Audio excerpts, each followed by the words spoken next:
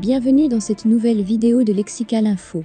4 coups d'état en 2 ans, la Sudio toujours maître de son espace? N'oubliez pas de vous abonner à Lexical Info juste en bas de cette vidéo. 4 en 2 ans, soit une moyenne de 2 coups d'état l'année.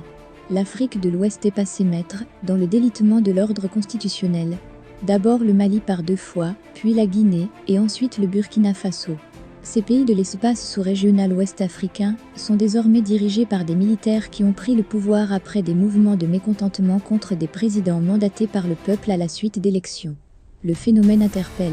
C'est difficile de comprendre qu'il y ait des présidents élus et même réélus à des pourcentages assez intéressants, comme Roch Marc Christian Kaboré ou Feu Ibrahim Boubacar Keïta, qui se retrouvent certes en position de faiblesse de leadership, ou accablés par quelques scandales, ou qui se retrouvent face au fait qu'ils n'aient pas pu remplir leurs engagements.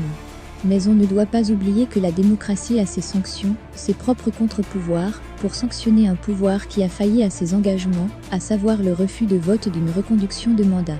Nous sommes dans une sorte d'impasse politique, une impasse militaire, une impasse stratégique, mais aussi une impasse au niveau même de la discipline qu'est la science politique, analyse pour cette info Dr Eddy Guipier, enseignant-chercheur en sciences politiques à l'université Peleforo Bonkoulibaly de Korogo.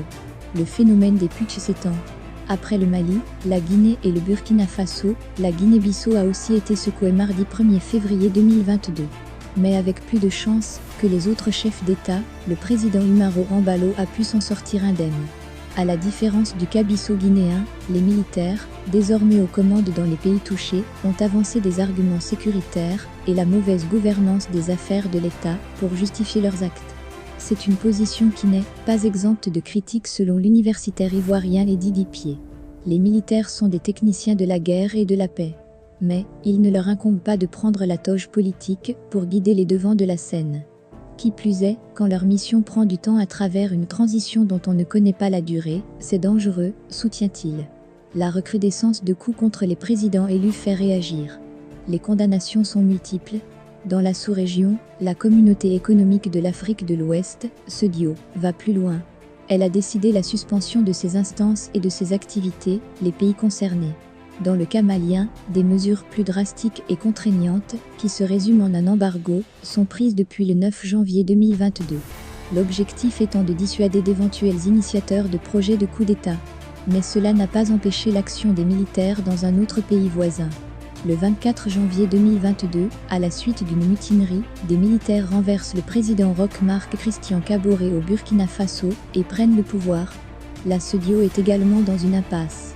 On voit bien que la doctrine selon laquelle elle faisait monter les enchères du tout répressif avec un embargo, des sanctions économiques et autres n'est pas intéressante.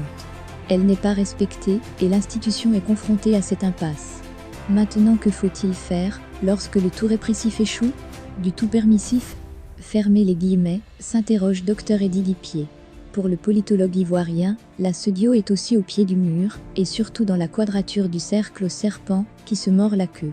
Merci pour votre aimable attention, et n'oubliez pas d'activer la cloche de notification, pour recevoir les prochaines informations.